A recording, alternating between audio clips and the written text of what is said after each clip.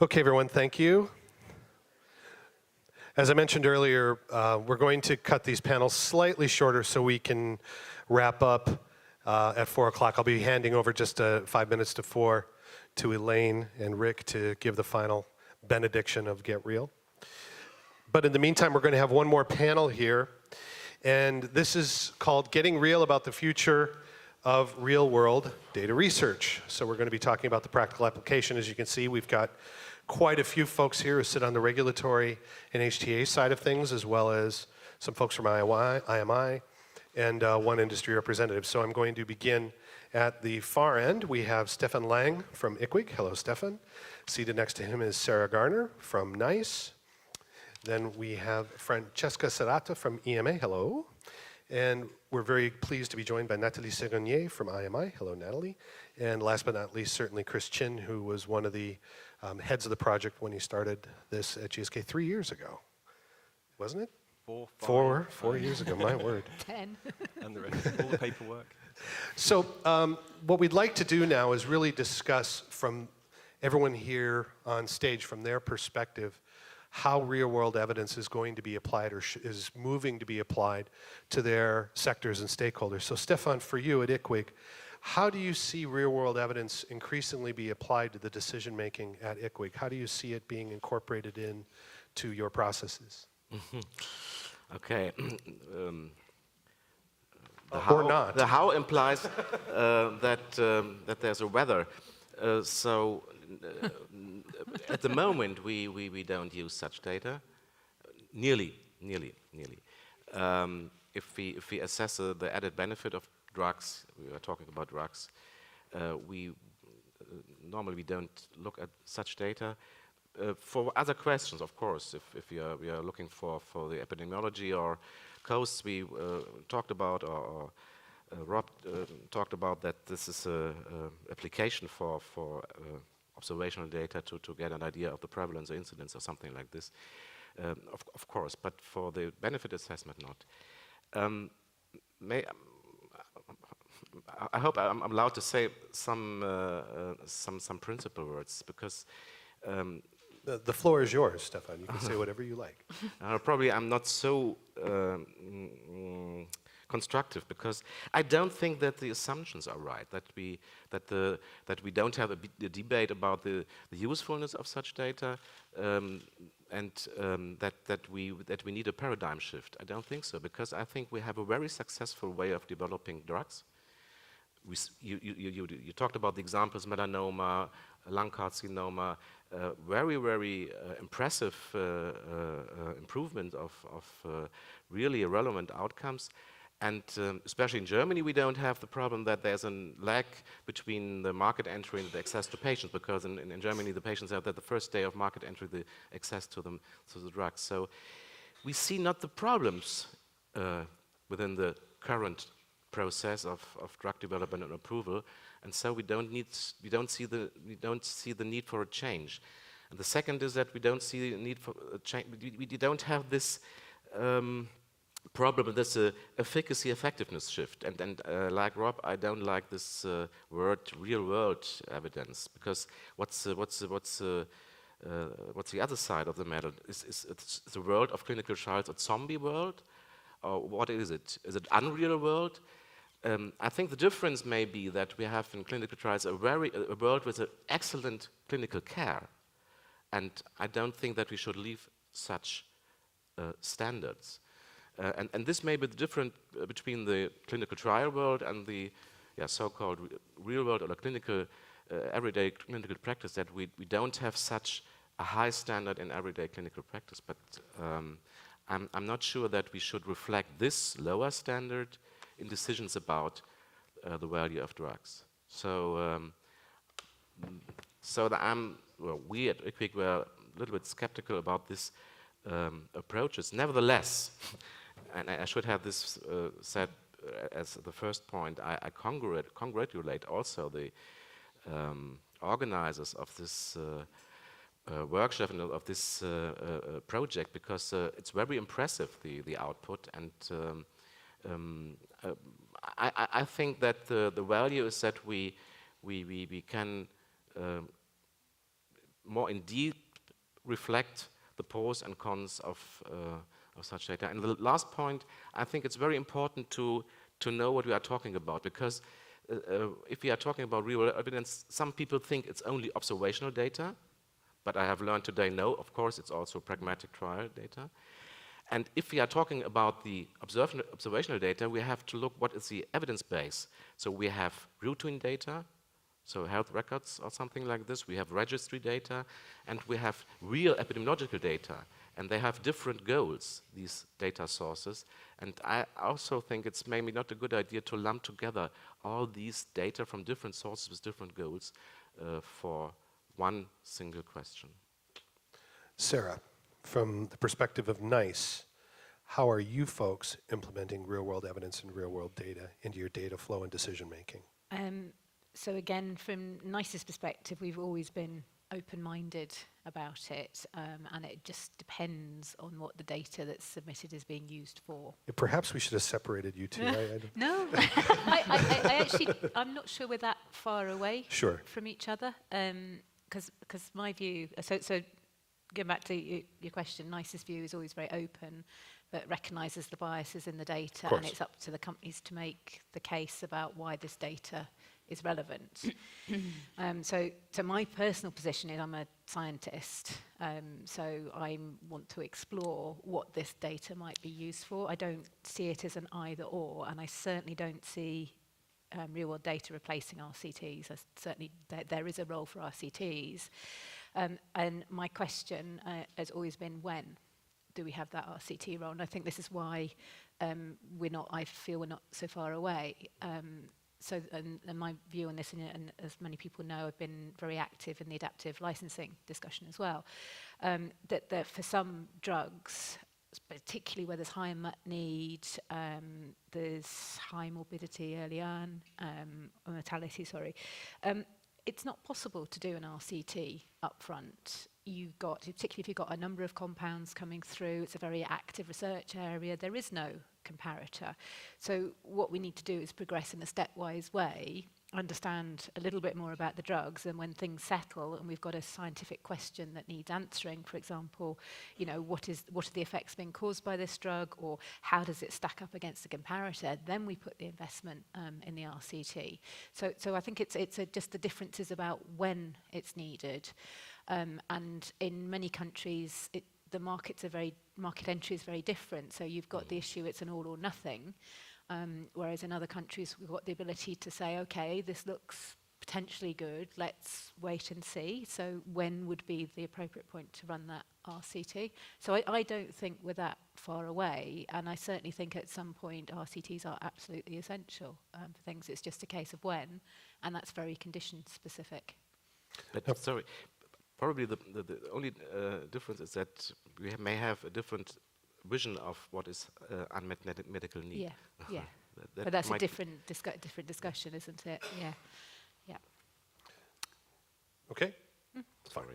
Francesca, at EMA, you're heavily involved with some of the adaptive licensing projects as well as the implementation of RWE and some of the discussions. Yes, it's a bit of a problem coming after Rob, who has said everything there was to say from the regulatory viewpoint better than I could do. But as Rob said, real-world data are already used in many regulatory decision-making approaches, and the proof of this is also the interest that the EMA has shown in both the registries initiative, the big data initiative, and workshop that has happened this month. I think that at the moment, the strongest case for the use of real-world data for efficacy and effectiveness is when randomized clinical trials cannot reasonably be conducted, and whether they can supplement also the randomized clinical trial, particularly for long-term outcomes, where the trial would be of a very long duration. Now, we are looking at how we can use this data better, so to understand the effectiveness, particularly in the real population where the drug will be used, how we can be reassured of methodological soundness, and Rob has talked at length about this.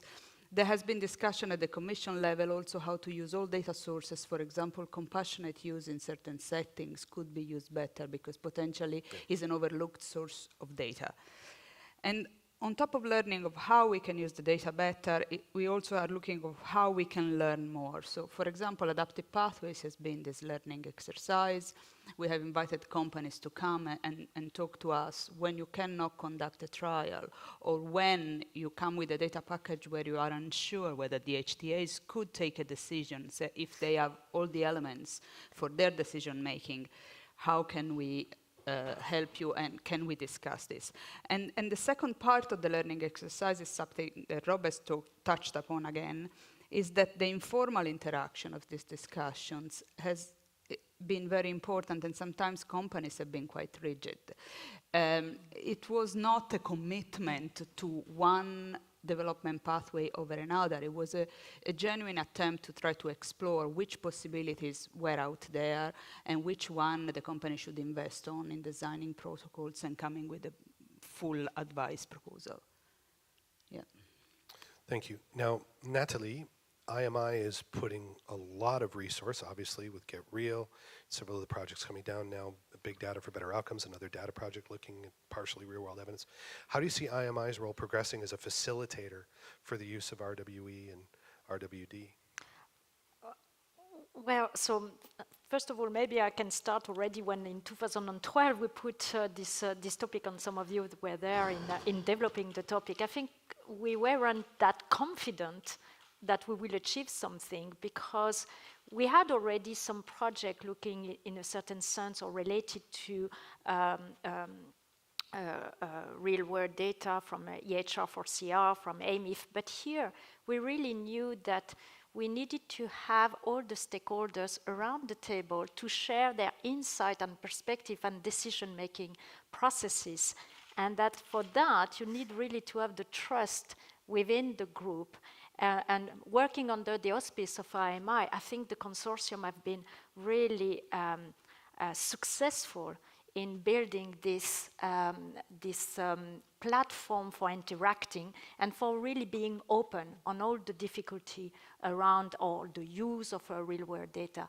And the congratulation that I will have for the project is really on these two aspects. First of all, on the scientific achievement that we have seen today, but as well in paving the way of having this interaction that has been able to replicate in AdaptSmart and in other projects. So clearly this has been really the starting point to have some of the other projects in IMI, in IMI 2, in IMI 2, there is a clear focus to really improve the drug development, reducing the attrition rate, looking at better outcomes and patient access of innovative medicine. So here, definitely real-world evidence has its place. So now we have to find out how hold that and what other project is probably needed. We are putting already a lot of money and resources, but is there something else that we need to do from a methodological point of view to make it as a reality? And one thing that, if I may, I would add is the fact that, of course, now we had this issue with Get Real, but with any of our projects where we need to see what's the impact. And that was mentioned before in the other session and the other panel. Indeed, what are these tools that we have that can be now used, and what will be the socio-economic impact of this? And that all the projects are in a way under a little bit of pressure and us to really show that what we are doing is not just for the sake of doing it, it's that it makes a real change. So how this now can be embedded in the regulatory decision process, how it can be embedded into the HTA process, how ultimately it is making a change in the clinical practice. So that will be the challenge. But one thing as well I was wondering, or maybe I'm reacting from what Rob was saying as well, is that there are many initiatives out there, not only in terms of IMI project, but a lot of initiatives. I really wonder if we have a good oversight of what's there, what this initiative can bring, and what really are what you need from a regulatory perspective, what you need from an HTA perspective in order to really implement all this into the processes and to plug which initiative can help and those which are maybe still missing, and where we can really try to see whether it could be future IMI project or future initiative, but to have an understanding, because I don't know if anyone has this overview with all the initiative out there on how these are really helping to change the processes, the decision-making processes. Should I come back? Sarah? Yeah. At the moment, it's early days. Yes. I think with all of this, and this is the with all these initiatives, they're quite tricky technical issues, and our job, I think, is to translate those technical issues to make them much more accessible. But it also impinges on the processes that are in place in all the public bodies to make decisions as well, and they take time to change and discussion to change. So you're trying to work it on a number of levels, and with this one in particular, we're still at a sort of a bit of a cultural discussion about, is this actually scientifically appropriate to even start thinking about? Plus, as well, we've got a behavioural change to do, because when anybody, I don't know, anyone's been doing initiatives, development initiatives in the workplace, generally the first thing, whatever you say, it's no. Yeah. Not got enough time, we've tried this before, we've had a bad experience. So we're trying to work all those things at the same time, which is going to take a while to get through. But I don't think, and again, I'm absolutely proud and humbled to be part of this piece of work that we've all put together. And just the sort of what you can't measure, I don't think, and again, maybe we could, maybe someone's got some ideas, but those intangibles about the joint understanding, the personal relationships, and that sort of almost a bit of a social movement going on around trying to resolve this. And I don't know how we measure that. I don't know. Because it must be a challenge for you and IMI as well. Yes, it's a real challenge, but at least it's clear that without the experience of GetReal and showing that this is feasible, clearly some project will not would not have occurred. I'm quite sure about that, because that really shows as well that you can really have under the same roof people talking and really sharing and try to reach common grounds. And having this trust, at least, of talking in a very open way as well. This is really important, and this is a big value. It's true that it's difficult to measure it, but it's really of great value. Now, Chris, from the knife edge of development, you're at Sanofi now. You have a new CEO. He's moving very aggressively towards the application of, big data, real-world evidence. How do you see some of the findings and deliverables that we've looked at today, and you've been involved in quite closely? How do you see those applying to the work you're doing in discovery and analysis at Sanofi? I think it's a very good point you raised. I'm not personally in that R&D organization looking at those early discoveries, but what you've highlighted here is a use of real-world data and real-world evidence, or certainly let's call it real-world data, which is aimed at that R&D machine. It is aimed at the identification of opportunities for new drugs, populations, and targets. So there is a drive to be able to create big internal data sources, or to collaborate with external partners who have big data, who have a lot of data on tap and have the analytical capabilities to look for opportunities. That can be used to drive innovation in R&D. It can't be done without the scientists and the innovators and the experimenters in R&D, but it can give them a whole sort of kickstart on some areas. So that use of big data, though, can be done in a kind of almost an abstract way. It can be done divorced from the actual healthcare provider, and in some senses, without, you can sever the connection between the data and its context. I actually sit in Sanofi. I sit in the market access organization within health outcomes and market access. And it's just as important to us as to how you can use real-world data to engage with the customer and with the healthcare provider, and therefore more directly with the patient. And it's a completely sort of different end of the spectrum. On the one end, you've got a huge interest in big data and how it can drive an R&D machine. But when you've got a new drug, you want to be able to engage with customers and say, if we introduce this new drug into your actual healthcare system, what impact is it going to make on your patients? If you're being tracked against a certain number of quality metrics and you introduce this new drug, how is it going to change those quality metrics? This might not even be evidence standard analysis. It might be insights. It might be benchmarking, or some kind of metrics on, as I said, on quality measures. And in order for us to sort of really use real-world data to drive that that kind of value demonstration with our customers, we have to find ways of working not with big, abstract, detached data sets, but with data that's in situ, data that's connected to the health system and still connected with the patient, so that we can introduce a new medicine and then partner with the provider, or partner with the provider and a university group or an academic group, and then monitor what difference has introducing that new therapy made. And this can lead you to, it doesn't have to lead you to value-based pricing or managed entry agreements, but it can lead you that way. But for the philosophy there is, though, that you're using the real-world data, you're using the health systems to improve patient care through analyzing it and getting the feedback, and you're introducing a new therapy, in this case a drug, and you're analyzing it and you're getting feedback, you're refining how that drug is used, you're getting the maximum benefit from it. It may be linked, it may not be linked to a pricing contract. Many payers and organizations would rather have a flat discount than a complicated project. But you need, I think, we need, as an industry and providers together, to be thinking about how can we use real-world data to understand what delivers best value for the patient and in an efficient way for the health system. And to do that, you've got to have the data in situ. You can't have this sort of big data approach.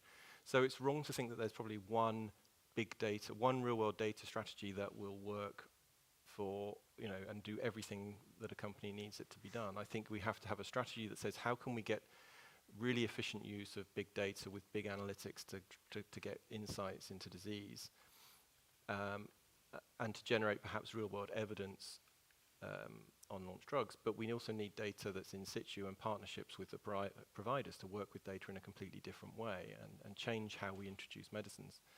And then there's a sort of in between that, you've got the development and launch process, which is when we work with the regulators and HTA bodies and you're looking at the adaptive pathways. And what you need there is something in between. You don't want abstract big data. You don't need local in situ data, but what you want is evidence standard data to give you the evidence you need to move ahead in the next phase of development and the next phase of use of a drug. So there's three, and you can think of more. So at Sanofi, there are groups that are looking at our big data solution. There are groups that are looking at the partnerships and value demonstration. I think when we talk about real world data, we've got to think about those different phases. But I would also like to just sort of push back and say that I absolutely think that the randomized controlled trial is an essential step in drug development. It has to be there, and it should always be there, as rigorous as possible. But those trials don't answer every question, and it's impossible for a trial to answer questions on how well a drug works in a population that has been systematically excluded and denied access to that trial. You can extrapolate, you can guesstimate that what you see in the trial is what you'll see in that population. But if you have systematically excluded a population from a trial, that trial is not telling you anything directly about that population.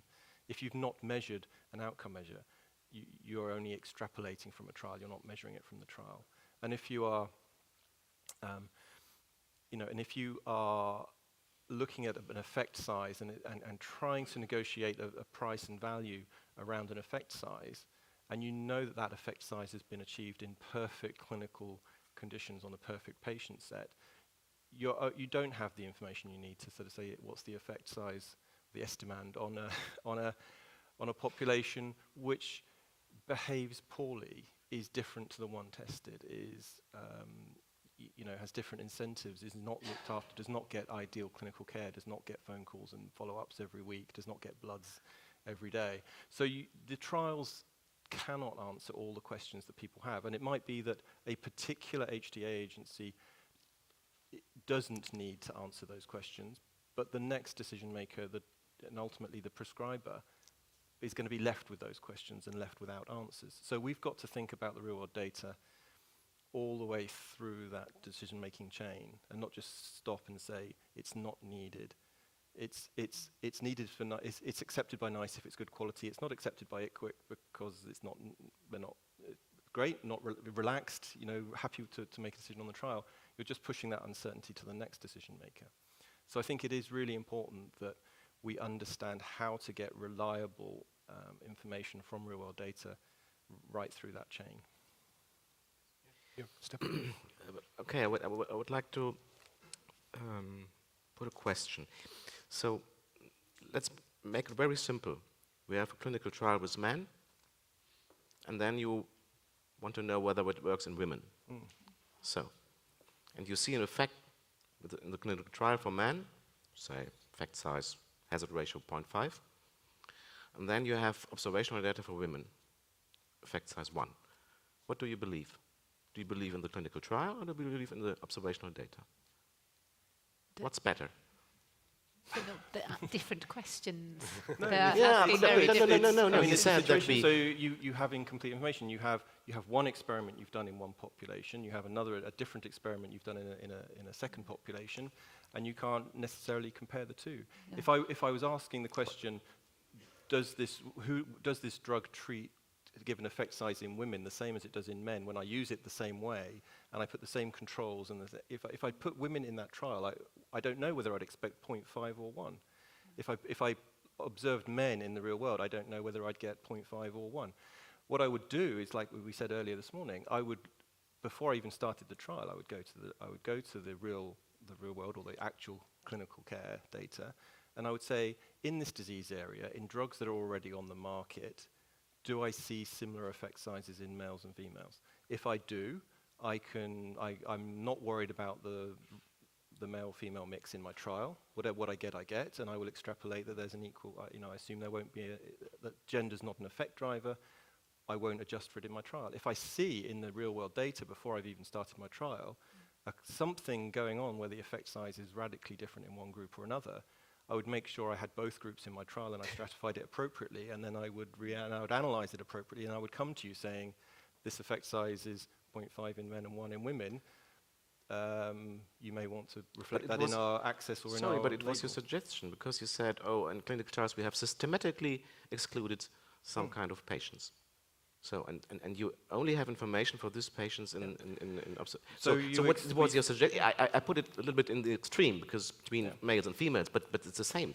So I don't understand. I think the point is, though, if you look at you do an asthma study and you think, in order to get a pure, or COPD study, in order to get a pure, let's see, which way around. We're going to do an asthma study. In order to ensure that we have pure asthma patients in our experiment, we're going to exclude anybody that's ever smoked from our trial, because we don't want anyone who's got some kind of smoking-relating breathlessness problem from being in our asthma study.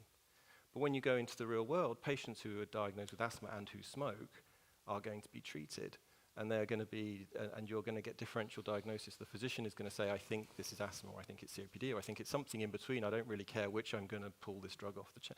But if you've only got data that says this drug works beautifully in asthma patients who are very tightly defined and have never smoked, how am I going to say, do I think this works in patients with respiratory disease who have smoked, and it could be asthma or emphysema or a bit of both, and they're very unlucky? I'm having to make extrapolations that says, from this trial effect size, I'll get that effect size in all patients that are like that, but a bit different, but I've excluded them from the trial.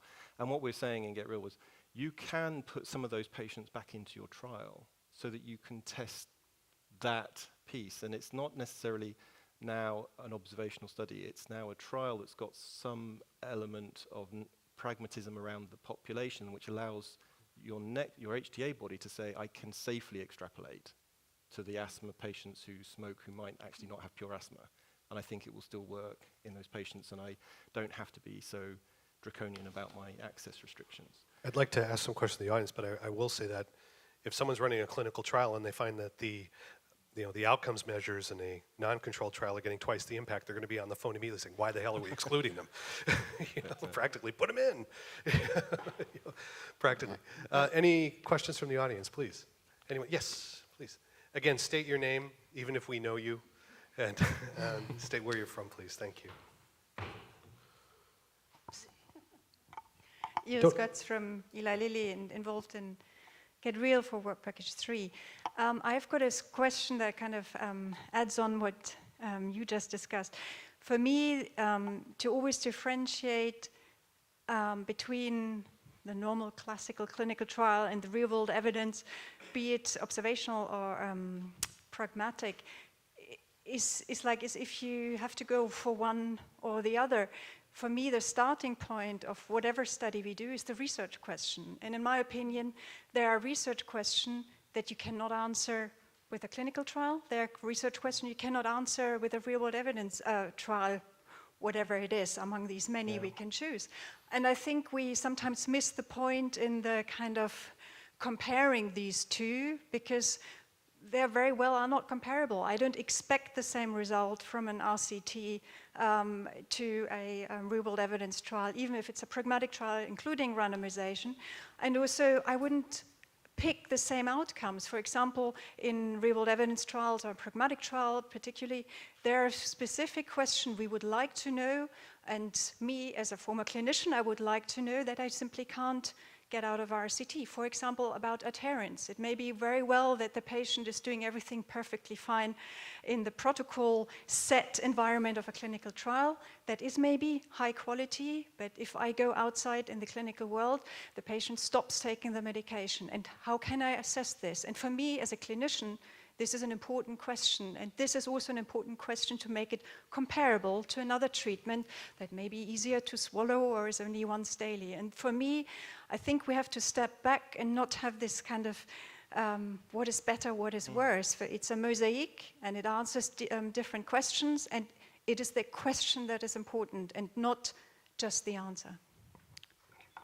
Comment? Yes. Yes, going back to the fact that it is the question in the end that matters. Your comment raised the question for me as well. Would you then decide that you wouldn't reimburse the treatment for women? Because my pet project at the EMA is drugs in the elderly, which are very underrepresented in clinical trials, and we have had recent publications in oncology where the real-world effectiveness is way lower than what was shown in clinical trials. So again, we extrapolate to this population because we consider them as older adults, and we don't have the comorbidities or the difficult cases that will never be enrolled in a clinical trial. So there is a different research question perhaps there, and a different way to acquire those data.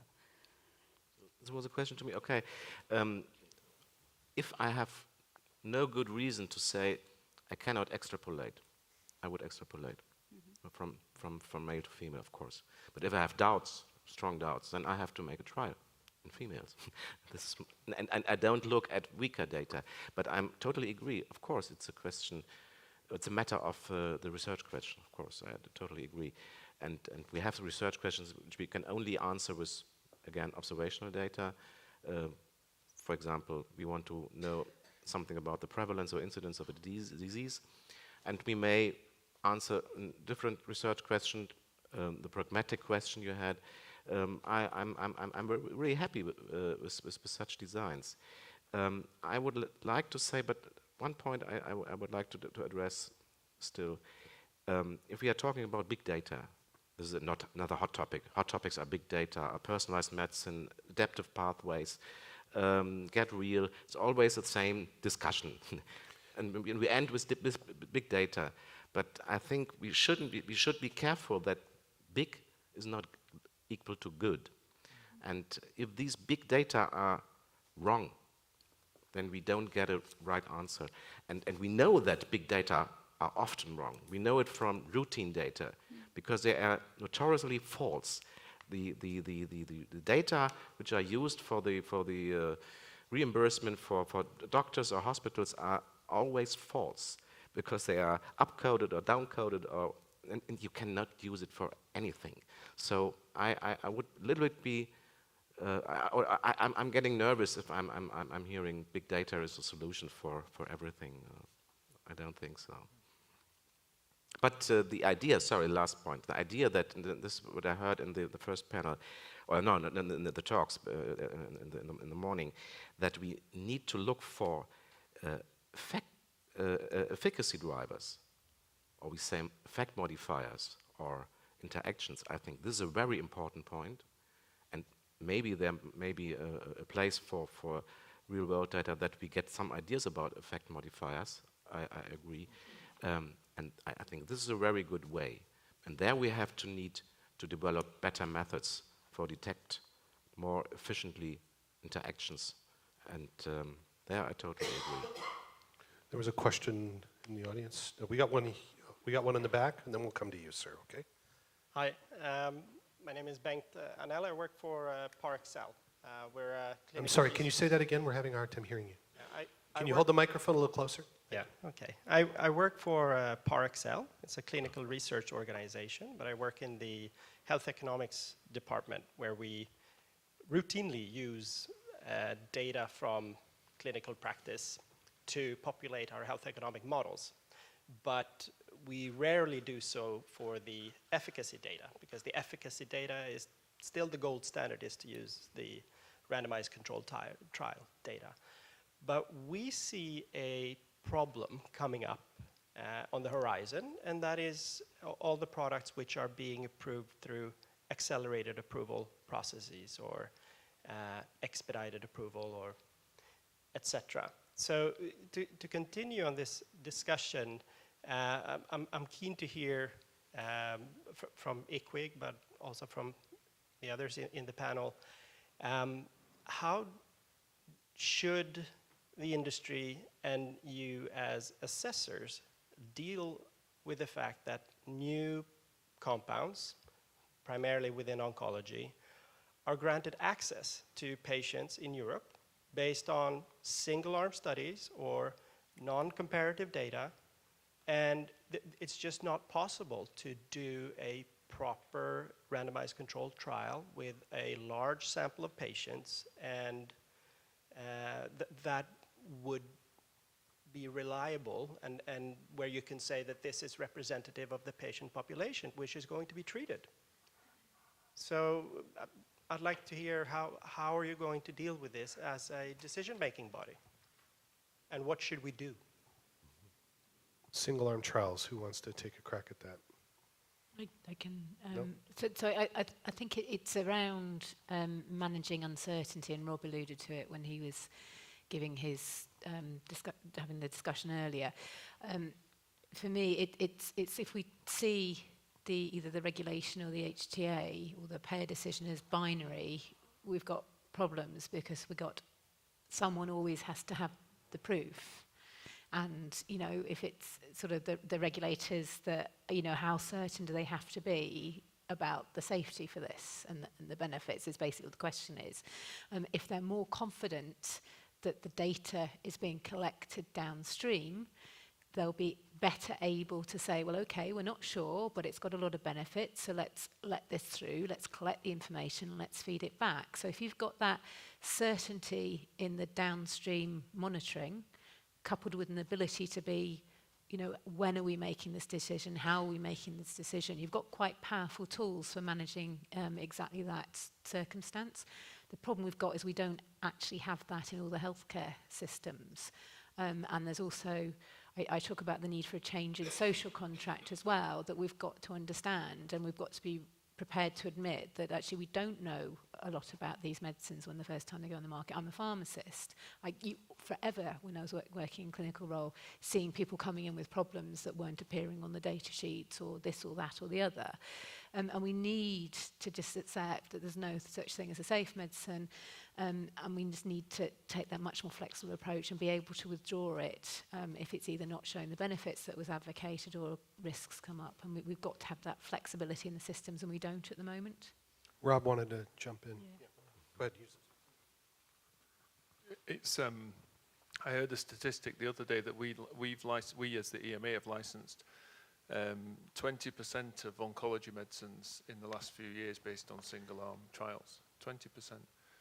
And we shouldn't forget we work in a science-led environment. These 20% will be targeted medicines, So the mechanism of action of the medicine fits with the genetic mutation of the patient's tumour.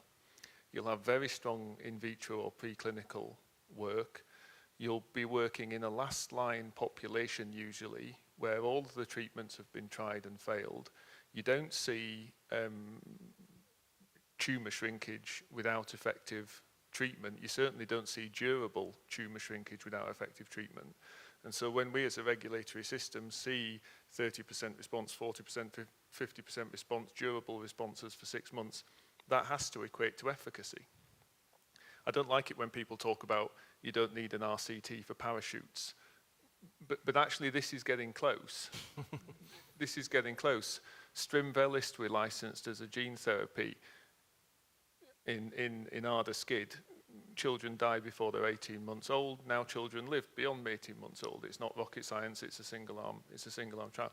And that's efficacy and it's positive benefit risk. And it's not so difficult for the regulatory side. Hopefully the company want to go on and study in earlier lines of therapy and use clinical trials, randomized controlled trials to do that. I understand why it presents some more of a problem because there's more extrapolation, more modelling work to do from the HTA side without that internal control arm. But hopefully this is where some of the techniques that have been built come to play.